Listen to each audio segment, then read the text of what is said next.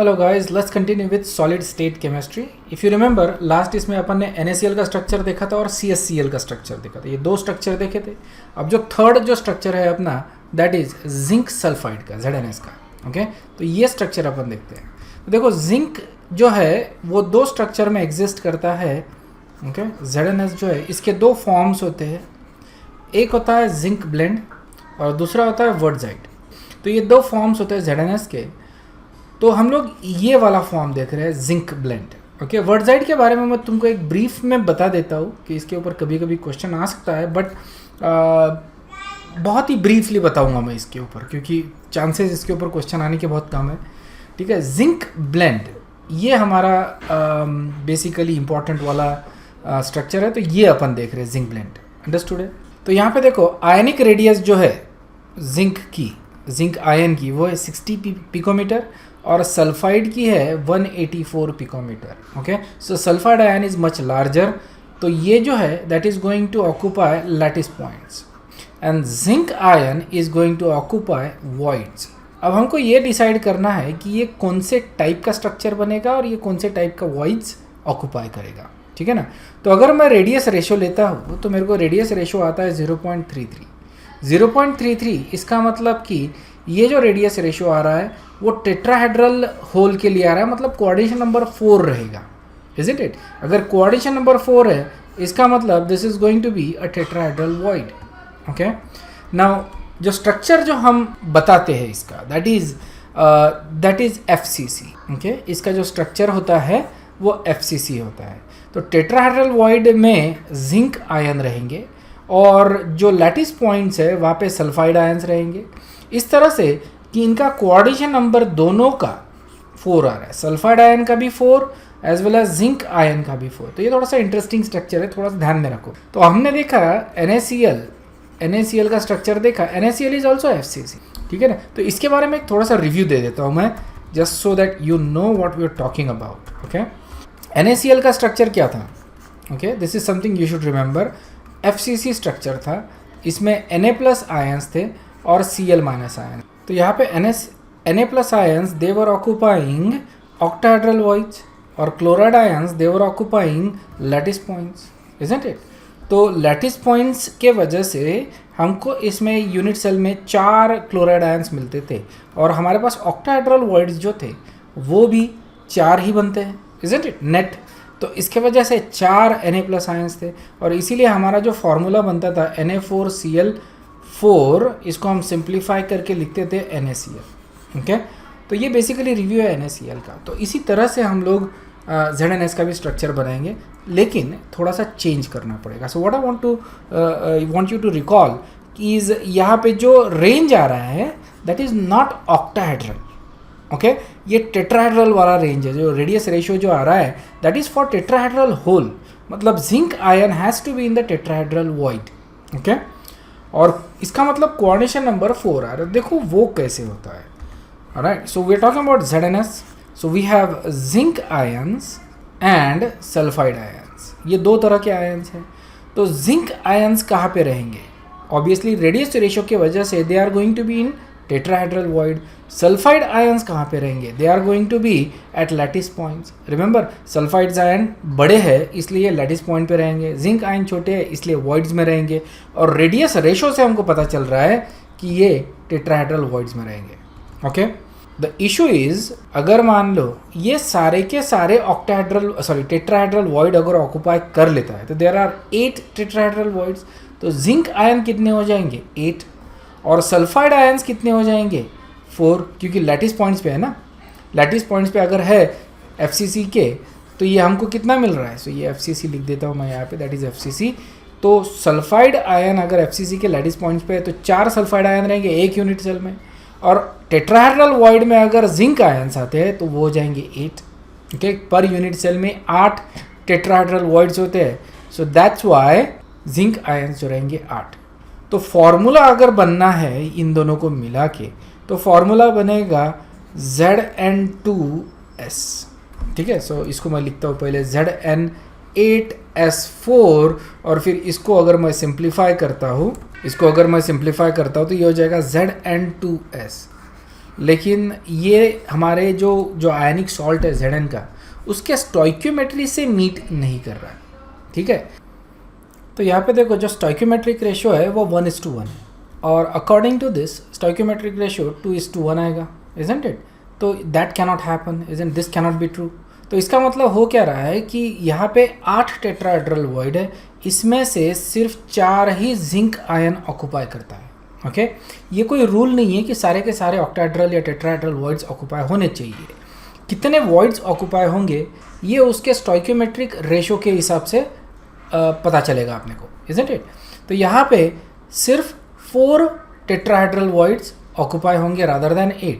अगर ऐसा होता है तो हमको 1:1 का रेशियो मिलेगा, मतलब Zn4S4 ये अपना फॉर्मूला बनेगा, और इसको सिंप्लीफाई कर लेंगे अपन तो अपना ZnS बनता है।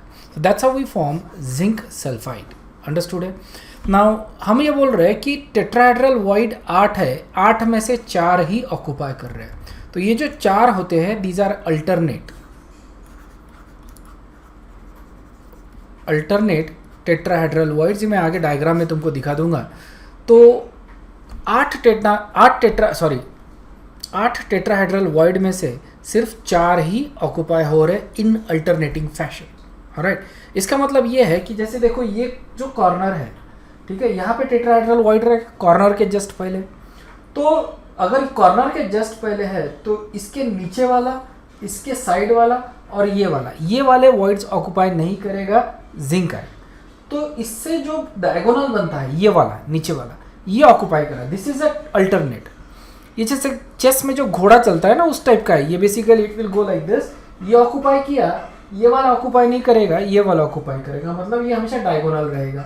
ये वाला ऑक्यूपाई किया तो ये कॉर्नर, इधर वाला जो नीचे वाला कॉर्नर आ रहा है वो कॉर्नर ऑक्यूपाई कर रहा है, ठीक है। तो ऐसे अल्टरनेटिंग टेट्राहेड्रल वॉइड्स ये ऑक्यूपाई कर रहा है जिंक आयन, और इसके वजह से इसका फॉर्मूला बनता है ZnS का, अंडरस्टूड है। So that's how we get zinc sulphide. तो यहाँ पे देखो ये जो लैटिस पॉइंट्स है these are sulphide ion, okay. So मैं सिर्फ S लिख रहा हूँ, but these are S2- ion. So ये सल्फाइड आयन्स है, ये लैटिस पॉइंट्स ऑक्यूपाई कर रहे हैं।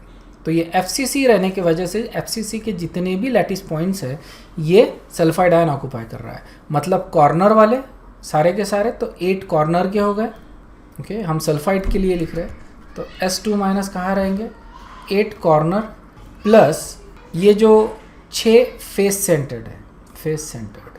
तो यहाँ पे सल्फाइड आयन्स रहेंगे, ओके। और जिंक आयन जो है वो अल्टरनेट टेट्राहेड्रल वॉइड्स में रहेंगे, ओके। तो Zn2+ आयन ये टेट्राहेड्रल वॉइड में है लेकिन अल्टरनेटिंग, ठीक है। तो यहाँ पे तुमको दिख रहा है जैसे ये वाले इसमें है, ओके। सो ये वाला जो कॉर्नर बन रहा है उसके कॉर्नर के पास ये टेट्राहेड्रल वॉइड है। तो अगर यहाँ पे है तो इस एटम के बाजू वाला यहाँ पे एक टेट्राहेड्रल वॉइड रहेगा, इधर एक टेट्राहेड्रल वॉइड रहेगा और इधर, तो ये वाले वॉइड्स एम्प्टी रहेंगे, ओके। अगर ये है तो फिर ये डायगोनल वाला आ गया, देखो। तो ये डायगोनल वाला जो टेट्राहेड्रल वॉइड है वो ऑक्यूपाई करेगा। इसका डायगोनल जो बनेगा ये ऊपर वाला बनेगा ये, और उसका डायगोनल ये रहेगा। तो ये एक तरह से अगर देखा जाए ये तुम रूम में अपने ट्रैक कर सकते हो। तो जो डायगोनल वॉल्स है ये वाली, ये वाला, फिर ये वाला, और फिर देखो ये कॉर्नर बराबर आता है इधर वाला, ठीक है। तो इस तरह से ये डायगोनल वॉल्स के जो पहले वाले जो कॉर्नर आ रहे हैं या टेट्राहेड्रल वॉइड्स आ रहे हैं वो ऑक्यूपाई हो रहे बाय जिंक आयन। तो हमको मालूम है FCC में लैटिस पॉइंट्स पे जो एटम होते हैं उनका कंट्रीब्यूशन होता है 4 का, और यहाँ पे टेट्राहेड्रल वॉइड्स 8 में से 4 ऑक्यूपाइड है तो जिंक आयन भी 4। इसीलिए हमारा जो फॉर्मूला बनेगा ZnS का सिंप्लीफाइड वर्जन।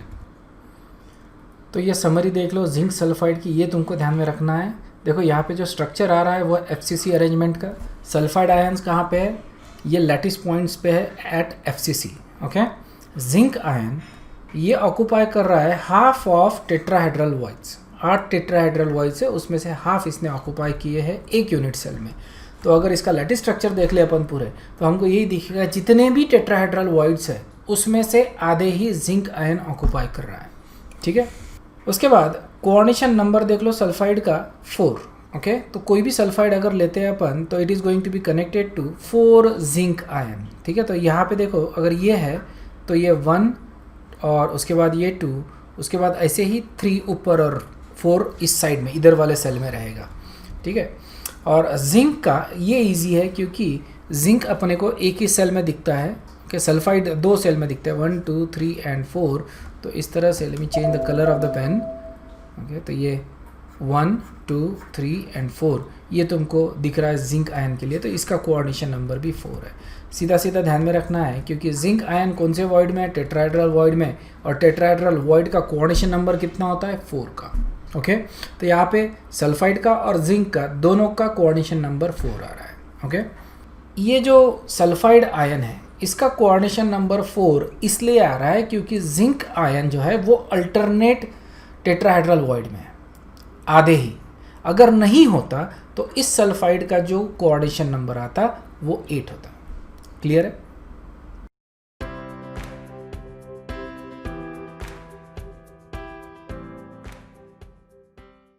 अब जो स्ट्रक्चर अपन देखने वाले हैं that is calcium fluoride CaF2।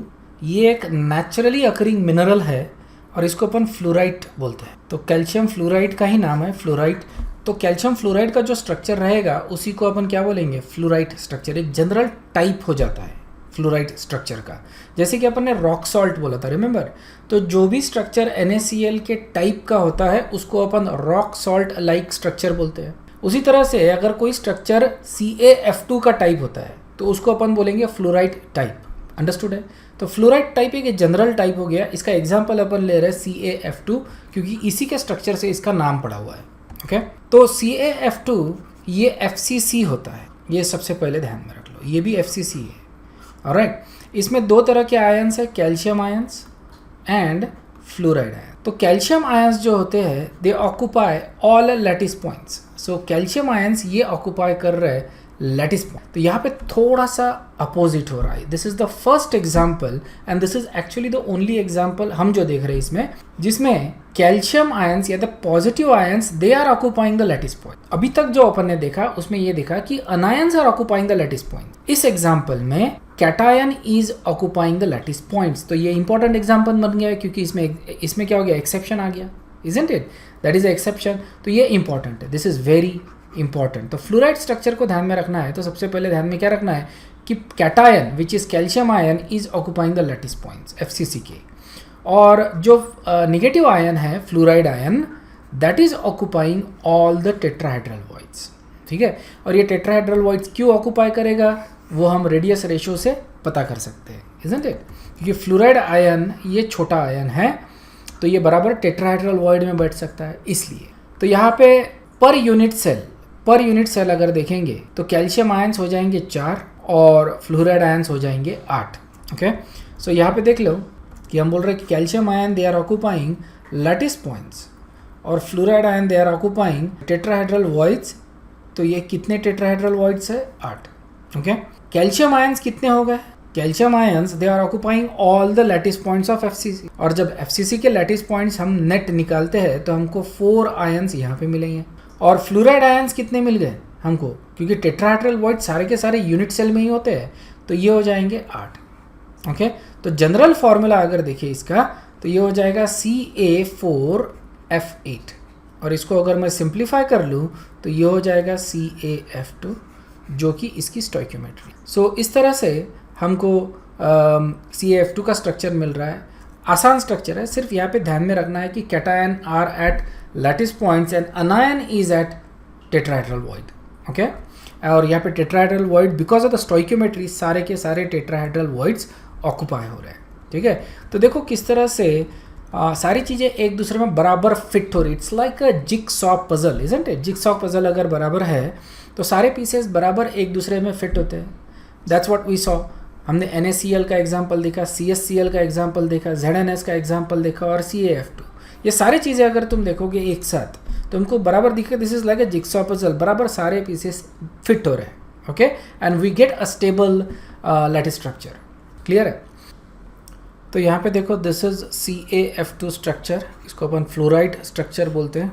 और इस टाइप का जो भी स्ट्रक्चर रहेगा जहाँ पे cation is occupying the lattice points and anion is in the tetrahedral void, और इसमें स्टोइकियोमेट्री जो आ रही है 1:2 की आ रही है, तो इस तरह के स्ट्रक्चर को हम क्या बोलेंगे, फ्लोराइड स्ट्रक्चर। तो ये जो कॉर्नर वाले जितने भी एटम्स है, okay, so sorry these are the corner atoms, और ये जो है दीज आर फेस सेंटर्ड।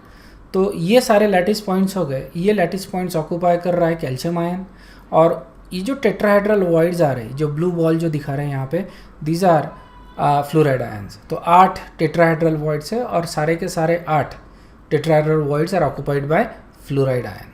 ठीक है, तो अब समरी ध्यान में रख लो इसकी। Okay, calcium ions occupy all FCC lattice points obviously, fluoride ions are occupying all tetrahedral void, ठीक है ना। तो इसके वजह से फॉर्मूला हमारा बनेगा CaF2। ओके, इसके वजह से स्टोइकियोमेट्री निकल रही है इसकी। और मैंने तुमको इसके पहले ZnS के स्ट्रक्चर में बताया था कि अगर सारे के सारे टेट्राहेड्रल वॉइड्स अगर ऑक्यूपाई होते हैं, तो जो कॉर्नर वाला जो एटम रहेगा, मतलब लैटिस पॉइंट वाला जो एटम रहेगा, उसका कोऑर्डिनेशन नंबर 8 रहेगा। ZnS में देखो कि half of the tetrahedral voids were occupied, इसलिए सल्फाइड आयन का कोऑर्डिनेशन नंबर 4 आया था। इस केस में अगर देखते हो तुम, तो सारे के सारे टेट्राहेड्रल वॉइड्स ऑक्यूपाइड है, इसलिए कोऑर्डिनेशन नंबर जो आ रहा है लैटिस पॉइंट वाले का, वो आ रहा है 8। ओके, और कोऑर्डिनेशन नंबर फ्लोराइड का, क्योंकि fluoride is in a tetrahedral void, तो इसका कोऑर्डिनेशन नंबर 4 रहेगा।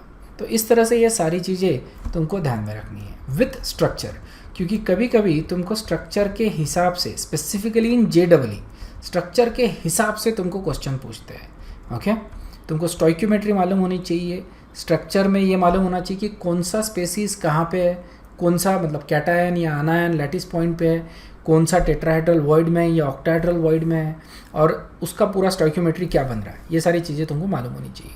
ठीक है, तो ये होता है फ्लोराइड स्ट्रक्चर। जो हमारा फ्लोराइड स्ट्रक्चर के कुछ एग्जाम्पल होते हैं, strontium fluoride, barium fluoride and barium chloride. ठीक है, यहाँ पे अगर तुम एक चीज़ नोटिस करोगे तो कैटायंस बड़े हैं, इजंट इट, और कैटायंस बड़े रहने की वजह से they are occupying the lattice points, और जो अनायंस है वो छोटे हैं, और अनायंस छोटे रहने की वजह से they are going to be in tetrahedral void. Okay, और they are going to be in a void. इस केस में स्टोइकियोमेट्री की वजह से और रेडियस रेशो की वजह से they are occupying tetrahedral void. तो ये एग्जाम्पल्स तुमको ध्यान में रखने हैं। फ्लोराइड स्ट्रक्चर अगर ध्यान में रखना इन जनरल कौन दिखाता है, तो ऐसे स्ट्रक्चर दिखाएंगे जहाँ पे कैटायन बहुत बड़ा है और अनायन छोटा है। ठीक है, इस तरह का स्ट्रक्चर फ्लोराइड स्ट्रक्चर हमको दिखाएंगे। ओके,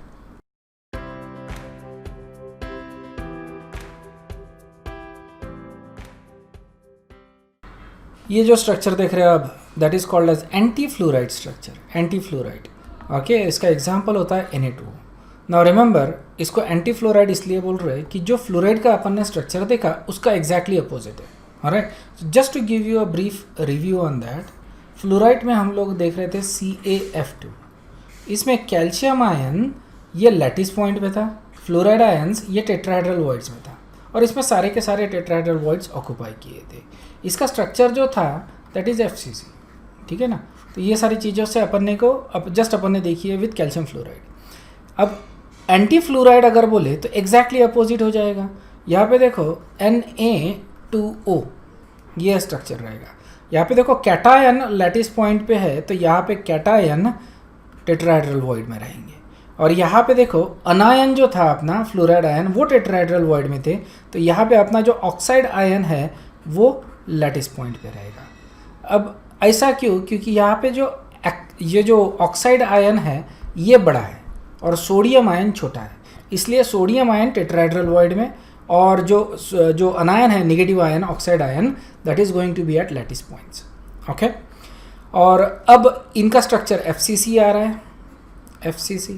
ठीक है ना, तो ये ध्यान में रखो, ऑक्साइड आयन ये occupy lattice points, FCC lattice में, sodium ions occupy all tetrahedral void. ठीक है, ये अपने को स्टोइकियोमेट्री से पता चलेगा। तो देखो लैटिस पॉइंट पे ये है सारे के सारे, तो इनका कंट्रीब्यूशन हो जाएगा 4 पर लैटिस पर यूनिट सेल। ठीक है ना, सो यहाँ पे 4 oxide ion per unit cell मिलेंगे।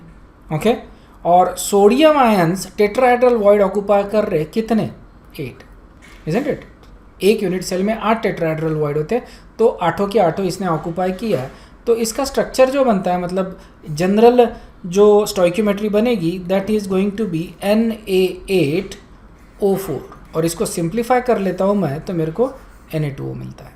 Okay, so that's how we get anti fluoride structure. Okay, तो ये एंटी फ्लोराइड स्ट्रक्चर बोले तो exactly this is actually normal structure if you think about it, जहाँ पे cation is at the void and anion is at the lattice point. Okay, तो ये normal structure हो गया, बट इसको अपन बोलते हैं एंटी फ्लोराइड क्योंकि ये फ्लोराइड का एग्जैक्टली अपोजिट है इसलिए. ओके, और इसमें जो स्टोइकियोमेट्री आ रही थी अपने को 8:4, और तुम बता सकते हो अभी कि इनमें कोऑर्डिनेशन नंबर क्या रहेगा. जैसे सोडियम का कोऑर्डिनेशन नंबर क्या रहेगा, देखो ये वॉइड में है तो इसका कोऑर्डिनेशन नंबर हो जाएगा 4, और ये लैटिस पॉइंट पे है तो इसका कोऑर्डिनेशन नंबर हो जाएगा 8, exactly opposite of that of fluoride structure.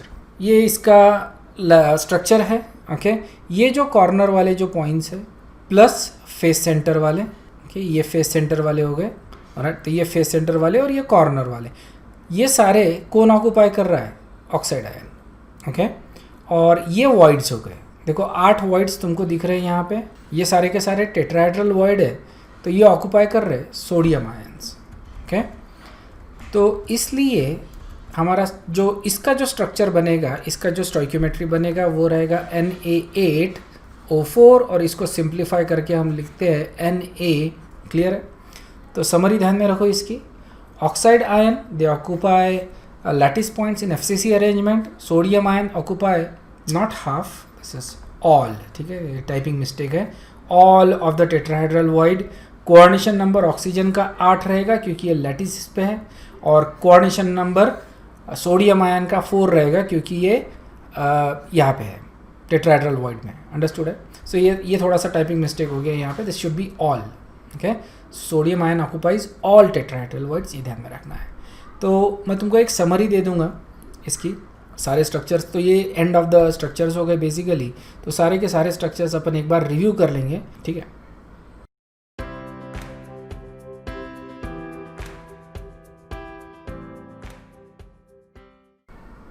देखो सबसे पहला स्ट्रक्चर अपन ने NaCl का देखा था. It was FCC. ठीक है ना, FCC अरेंजमेंट था. हमको मालूम है 1:1 का रेशो है.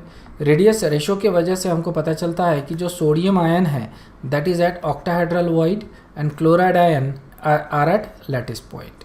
ठीक है, लैटिस पॉइंट के वजह में इसमें जो number of atoms per unit cell आएंगे that is going to be 4, और ऑक्टाहेड्रल वॉइड 4 होते हैं एक यूनिट सेल में, इसलिए ये भी 4. इसलिए हमारा स्टोइकियोमेट्रिक रेशो बनता है Na4Cl4 पर यूनिट सेल, और इसको हम सिंप्लीफाई करके NaCl लिखते हैं. ठीक है ना. अब ऑक्टाहेड्रल वॉइड में रहने की वजह से Na का जो कोऑर्डिनेशन नंबर रहेगा दैट इज़ 6, और क्लोराइड आयन का भी कोऑर्डिनेशन नंबर 6. तो ये कोऑर्डिनेशन नंबर्स हो गए. तो ये सारे जो पॉइंट्स है ये तुम एक रजिस्टर में लिख लो. ये चैप्टर के नोट्स जब बनाओगे तो उसको इसी तरह से तुमको याद रखना है. ओके, सेकंड जो स्ट्रक्चर अपन ने देखा था वो था CSCl. CSCl में हमको जो स्ट्रक्चर मिलता है that is BCC, isn't it. BCC मिल रहा है. तो caesium ion is at cubic void, और क्लोराइड आयन BCC के लैटिस पॉइंट्स पे है. ओके, अब BCC के लैटिस पॉइंट्स अगर अपन काउंट करेंगे, ठीक है ना, तो जो लैटिस पॉइंट्स आ रहे हैं सिंपल क्यूब के that is going to be 1, और ये क्यूबिक वॉइड में है तो ये क्यूबिक वॉइड पूरे के पूरा एक यूनिट सेल में है. So that is also going to be equal to 1. तो हमारे पास Cl भी 1 है, और इसलिए हमको सिंप्लीफाई करने की ज़रूरत ही नहीं है. CSCl ये सीधा स्टोइकियोमेट्रिक रेशो हमको मिल रहा है. कोऑर्डिनेशन नंबर क्या है, CS का कोऑर्डिनेशन नंबर 8, Cl का कोऑर्डिनेशन नंबर 8. देखो CS का निकालना आसान है क्योंकि CS ये क्यूबिक वॉइड में बैठा हुआ है, तो ये जो बीचों बीच बैठा हुआ है वो 8 के 8 जो अपने कॉर्नर्स रहेंगे उसके साथ कनेक्टेड है, इसलिए इसका कोऑर्डिनेशन नंबर 4 हो गया. तो ये इसके कोऑर्डिनेशन नंबर्स हो गए. क्लियर है.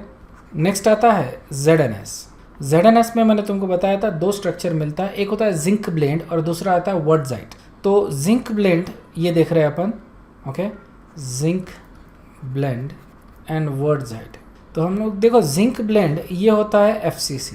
ओके, और वर्डजाइट होता है HCP. तो ये मैंने लास्ट इसमें नहीं बताया था, तो ये बता रहा हूँ तुमको, ध्यान में रखो और इसको अच्छे से लिख लो. जिंक ब्लेंड FCC है और वर्डजाइट HCP है. ओके, जिंक ब्लेंड में FCC रहने की वजह से तो zinc is at tetrahedral void, लेकिन कितने, हाफ टेट्राहेड्रल वॉइड, और sulphide ion is at lattice point. तो लैटिस पॉइंट पे रहने की वजह से FCC है लैटिस पॉइंट, तो इसके 4 हो गए, ओके, इसके 4 हो गए, और हाफ टेट्राहेड्रल वॉइड है तो ये भी 4 हो गए, 8 का हाफ, इजंट इट। इसलिए अपना जो फॉर्मूला बनता है Zn4S4, और इसको मैं सिंप्लीफाई कर लेता हूँ तो मेरे को मिलता है ZnS। So that is our zinc sulphide, okay.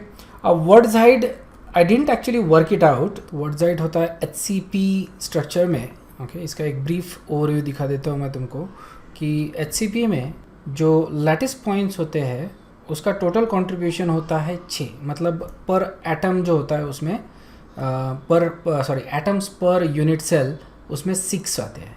Tetrahedral voids होते हैं इसमें 12, रिमेंबर 2n, और ऑक्टाहेड्रल वॉइड होते हैं 6।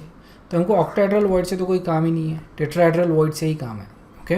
तो यहाँ पे ZnS जो है इसमें जिंक आयन जो है वो फिर से half of tetrahedral void occupy कर रहा है, और sulphide ion lattice points occupy कर रहा है, ठीक है ना। तो लैटिस पॉइंट्स का कंट्रीब्यूशन देखो 6 होता है यहाँ पे, ऑलराइट। और ये कैसे होता है मैं बता भी देता हूँ, अगर तुम कंफ्यूज्ड हो तो पता चल जाएगा। और हाफ टेट्राहेड्रल वॉइड मतलब ये भी 6, तो यहाँ पे 6:6 का रेशो आ रहा है, मतलब 1:1 का फिर से ZnS, ओके। तो अगर तुमको समझ में नहीं आ रहा है कि ये 6 कैसे आ रहा है तो मैं क्रूड स्ट्रक्चर निकाल के यहाँ पे दिखा देता हूँ तुमको। तो ये हमारा हेक्सागोनल स्ट्रक्चर है, ओके। सो लैटिस पॉइंट्स देखो कौन से हैं, मैं यहाँ पे दिखा रहा हूँ ब्लू से। फेस सेंटर में भी एक रहेगा और उसी तरह से इधर भी रहेंगे ये, और एक फेस सेंटर में। तो इसको फेस सेंटर वाले को मैं थोड़ा सा शेडिट कर देता हूँ, और बीच में जो है उसके बीच में 3 होते हैं। If you remember triangle form करते हैं, तो मैं इसको स्क्वायर से दिखा रहा हूँ बेसिकली ये 3। तो देखो कितने कॉन्ट्रीब्यूशंस हो रहे हैं इनके, वो काउंट करते हैं। तो जहाँ पे ये जो कॉर्नर वाले जो है, कॉर्नर वाले वो 12 है, और ये 6 सेल में डिवाइडेड है, तो ये 1/6 हो गए, इनका 2 हो गया, ये कॉर्नर वालों का। ये जो फेस सेंटर वाले हैं शेडेड, ठीक है, तो ये इसके हो गए शेडेड वाले जो है, ओके। तो ये फेस सेंटर वाले हैं, ये 2 है, और इनका कंट्रीब्यूशन हाफ होता है, तो ये हो जाता है 1। और उसके बाद जो स्क्वायर वाले जो है, ठीक है, ये बीच वाले, ये 3 है, और इनका कंट्रीब्यूशन होल होता है, तो ये 3 हो जाएंगे। तो ऐसा इसका हो गया 6 total atoms, okay. So total 6 atoms है, और इसके वजह से टेट्राहेड्रल वॉइड जो रहेंगे डबल रहेंगे, ऑक्टाहेड्रल वॉइड उतने ही रहेंगे। सो ये होते हैं 2n, और ऑक्टाहेड्रल वॉइड होते हैं n। तो ये हो जाएंगे 12, ये हो जाएंगे 6, और ये सारी चीज़ें अपन ने ऑलरेडी देख चुके हैं, and you suppose to know this, okay. तो इस तरह से स्ट्रक्चर बनता है।